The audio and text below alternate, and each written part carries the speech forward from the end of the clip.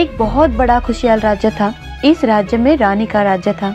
रानी की 2 बेटियां थी। छोटी बेटी राजकुमारी समंथा बहुत ही निडर थी। एक दिन उनके राज्य में एक आदमी आया जो खुद से ही पागलों की जैसे बातें कर रहा था। नहीं नहीं, मैं अकेले ही उस पहाड़ की चोटी पर जाऊंगा और उस जादूगर वारलॉक को मार गिराऊंगा। मुझे किसी की जरूरत नहीं है। राजमहल से महारानी और मंत्री उस पागल आदमी को देख रहे थे। ये कौन है और किससे बातें कर रहा है? महारानी, वेशभूषा से राजकुमार लग रहा है और ये जादूगर वारलॉक को मारने की बात कर रहा है।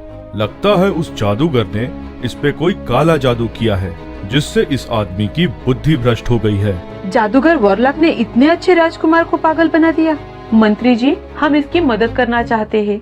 इसकी मदद करने के लिए इसकी शादी करवानी होगी। क्या?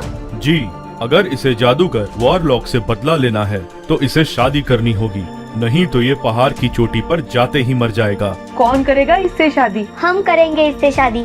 राजकुमारी समंथा बहुत ही जिद्दी थी। महारानी समंथा की शादी उस पागल आदमी से नहीं करवाना चाहती थी, पर राजकुमारी की जिद के आगे महारानी को झुकना ही पड़ा। शादी होने के अगले ही दिन दोनों पहाड़ी की चोटी पर जाने निकल पड़ते हैं। घंटों तक सफर करते हुए रात हो जाती है। दोनों जंगल में आराम करने के लिए रुक जाते हैं। राजकुमारी चलते चलते बहुत थक चुकी थी, तो वो बैठते ही सो जाती है और वो राजकुमार बड़बड़ाते रहते हैं। वो जादूगर वारलॉक मुझे ऐसे मारेगा तो उसे मैं ऐसे मारूंगा। उसे छोड़ने वाला नहीं हूँ मैं। सुबह हो जाती है और चिड़ियों की आवाज से राजकुमारी समंथा की नींद खुल जाती है। वो देखती है कि उनका पति अभी तक सो रहा है और उनके मुंह से छोटे छोटे पिक्सीज बाहर आ रहे हैं। तुम इनके शरीर के अंदर क्या कर रहे हो? कहीं तुमने तो इन्हें पागल नहीं बनाया? नहीं, हमने तो ऐसा कुछ भी नहीं किया। राजा सुलेमान ने हमें अपने शरीर में पनाह दी है। क्या मतलब? और ये राजा सुलेमान कौन है? यहाँ से बहुत दूर एक राज्य है। उस राज्य के राजा है राजा सोलोविन। और हमारी मदद करने के लिए वो हमारे साथ जा रहे हैं उस जादुई पहाड़ी की चोटी पर। कैसी मदद? हम अपनी महारानी के साथ एक तालाब में रहते थे। हमारी महारानी और हम सब पिक्सीज को ताकत एक जादुई पत्थर देता था, जिसके बारे में किसी को कोई खबर नहीं थी। पर ना जाने जादूगर वारलॉक को इसके बारे में कैसे पता चल गया। वो जादुई पत्थर मुझे दे दे। हमारे पास कोई जादुई पत्थर नहीं है, तुम यहाँ से चले जाओ। लगता है तुझे अपनी पिक्सीज से प्यार नहीं है। 1 मिनट में सारी पिक्सीज का जीवन छीन लूंगा। हा हा हा हा हा। अब तू ही सोच, तुझे जादुई पत्थर चाहिए या फिर तेरे लोगों का जीवन? और महारानी को ना चाहते हुए भी जादुई पत्थर देना पड़ा। और अब जादुई पत्थर ना होने से महारानी कमजोर पड़ रही हैं और धीरे धीरे पिक्सीज बीमारी से मर रहे हैं। तभी हम राजा सोलिवन के पास मदद मांगने के लिए गए और उन्होंने हमारी मदद करने के लिए हाँ बोल दिया। मैं जादूगर वारलॉक को हराकर जादुई पत्थर वापस लाऊंगा। आप मेरे शरीर में घुसकर जादुई पहाड़ की चोटी तक जा सकते हैं। तब से हम राजा सोलिवन के शरीर में रहते हैं। लोग उन्हें पागल कहते हैं, पर वो महान हैं। पूरे दिन बिना खाए या सोए हमें पनाह दे रहे हैं, क्योंकि उस जादुई पत्थर से ही हमारी पवित्र रोशनी पड़ती है। अगर वो ऐसे ही करते रहेंगे तो जल्द ही बीमार हो जाएंगे। हमें कुछ और सोचना होगा। तभी राजकुमारी की नजर एक चिकनी मिट्टी पर जाती है और राजकुमारी उस चिकनी मिट्टी से एक छोटा सा घड़ा बना लेती है, जिसमें ढेर सारे छेद होते हैं। अब से तुम लोग इसमें रहोगे। इससे तुम लोग सही सलामत जादुई पहाड़ तक पहुंच पाओगे और राजा को भी कोई नुकसान नहीं होगा। तभी राजा सुलीवान की नींद खुल जाती है। पिक्सीज कहाँ हैं? राजा सुलेवान, पिक्सी सही सलामत है इस घड़े में। मुझे उन्होंने सब कुछ बता दिया है और अब हमें जल्दी से उस पहाड़ी तक पहुंचना होगा। कुछ ही घंटों बाद वो पहाड़ के पास थे। हम दोनों को एक साथ पहाड़ पर पाँव रखना होगा। उन्होंने एक साथ पाँव रखा और जादूगर वारलॉक की सुरक्षा दीवार टूट गई। जादूगर उनके सामने खड़ा था। तुम यहाँ क्यों आए हो? पिक्सीज की महारानी का जादुई पत्थर लेने, जो तूने उन्हें जबरदस्ती हथियाया है। अब वो हमें लौटा दो। तुम दोनों को मरने का शौक है ना, तो आ जाओ। राजा सुलेमान आगे बढ़ते हैं कि तभी जादूगर एक हाथ से राजा को उठाकर पटक देता है।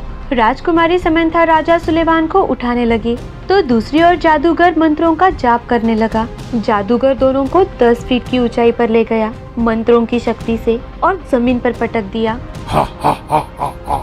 मुझे मारने आए थे, मेरा बाल भी बांका नहीं कर सकते। राजकुमारी, यहाँ से चली जाओ, ये हम दोनों को मार देगा। मैं आपको छोड़कर कहीं नहीं जाने वाली। कोई तो उपाय होगा इसे हराने का।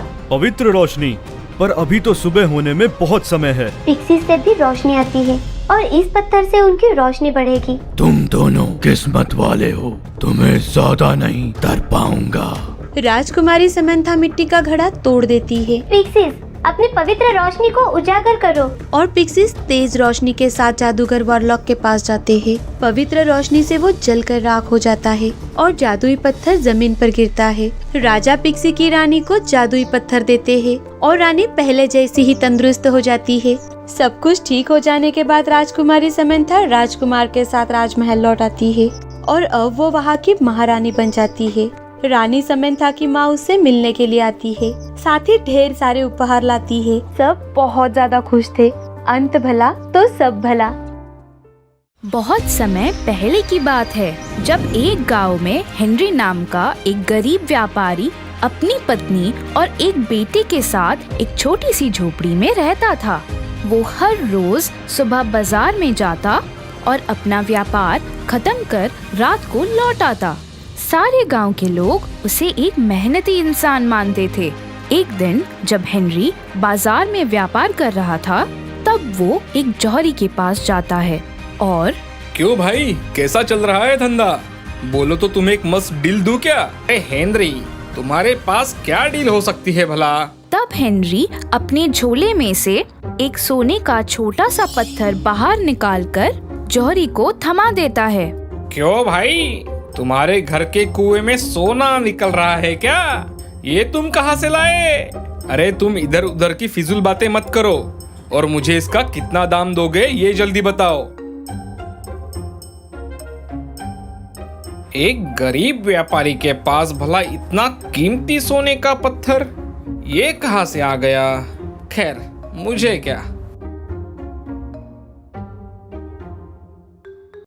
सुनो, कल अपनी बेटी का जन्मदिन है। मैं सोच रही थी उसके लिए कुछ अच्छा स्वादिष्ट खाना बनाऊं जो उसको पसंद आएगा। अगर आप मुझे थोड़े पैसे दे देते तो मैं खाने की कुछ सामग्री खरीद के ले आती। क्यों ना हम पूरे गांव को बुलाकर उन्हें दावत दे। आखिर हमारे बेटे का जन्मदिन है, धूमधाम से मनाएंगे। ये लो पैसे। इतने पैसे आपके पास कैसे आए? कहीं आपने चोरी तो नहीं की ना?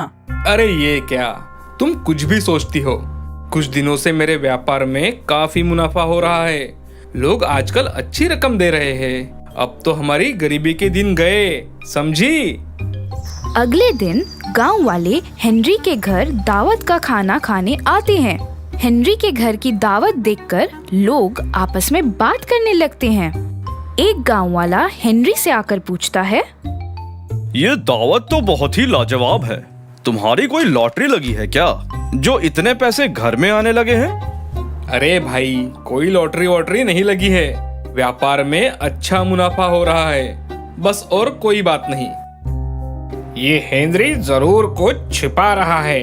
आखिर मैं भी तो एक व्यापारी हूँ। इसने ऐसी क्या सोने की खदान ढूंढ ली जो मुझे नहीं मिली? जरूर दाल में कुछ काला है। नहीं, मुझे तो लगता है कि पूरी दाल ही काली है। अगले दिन से जेम्स हेनरी पर नजर रखने लगा।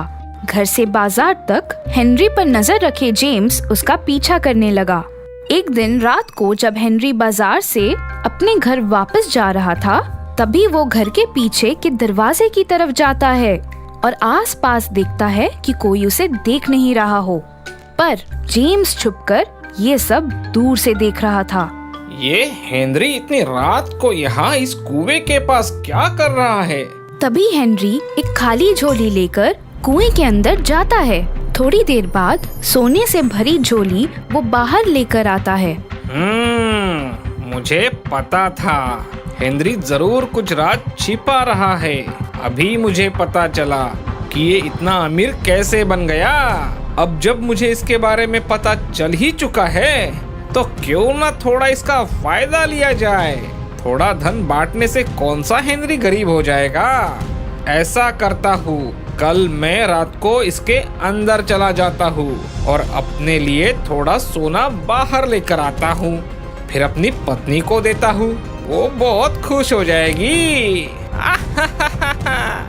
अगले दिन जेम्स रात को चोरी छिपे उस कुएं में जाने की तैयारी करता है। जेम्स अंदर उतर जाता है। तब उसे कुएं के अंदर सिर्फ झाड़ियां और अंधेरा ही दिखता है। थोड़ा आसपास देखने के बाद जेम्स को एक सुरंग दिखाई देता है। कुएं में सुरंग? शायद उस सुरंग के पार ही होगा ढेर सारा सोना।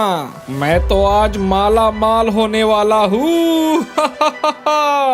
जेम्स उस सुरंग को पार कर लेता है। जैसे ही वो सुरंग के आखिरी छोर तक पहुंचता है, वैसे ही उसे चारों तरफ सोना ही सोना दिखाई देता है। अरे बाप रे, इतना सारा सोना! मैंने अपनी जिंदगी में इतना सोना पहली बार देखा है। जल्दी से अब मैं सोना अपनी झोली में भर लेता हूँ। वाह वाह, अब तो मेरी निकल पड़ी।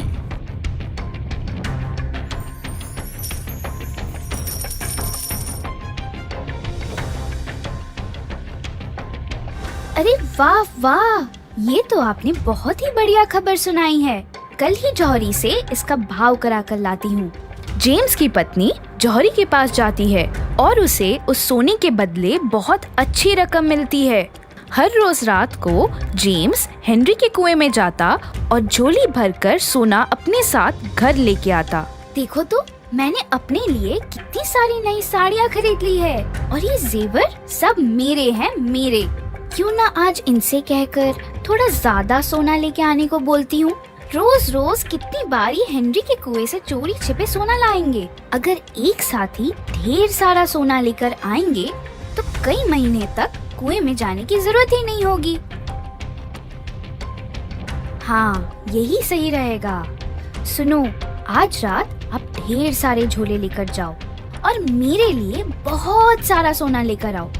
एक साथ ही अगर ढेर सारा सोना घर पर आएगा तो आपको हर रात कुएं में जाने की जरूरत नहीं होगी। हाँ, बात तो तुम बिल्कुल सही कह रही हो। मैं आज रात को ही ढेर सारा सोना लेकर आता हूँ। जेम्स कुएं में जाता है और सोना निकालना शुरू करता है। जैसे ही वो एक जगह से बहुत सारा सोना निकालने जाता है, वैसे ही उस कुएं की दीवार कमजोर होने लगती है। अरे ये क्या हो रहा है? कुएं की दीवार में दरार आ रही है। मुझे जल्दी यहाँ से निकलना होगा, वरना मैं इसी कुएं में फंस जाऊंगा। पर जाने से पहले थोड़ा और सोना लेता हूँ।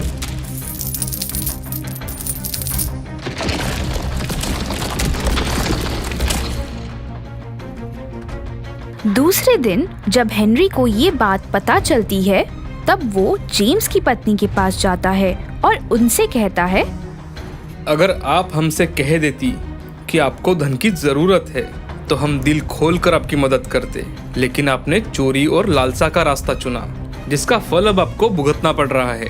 लालच एक ऐसा दानव है जिसे कभी संतुष्ट नहीं किया जा सकता।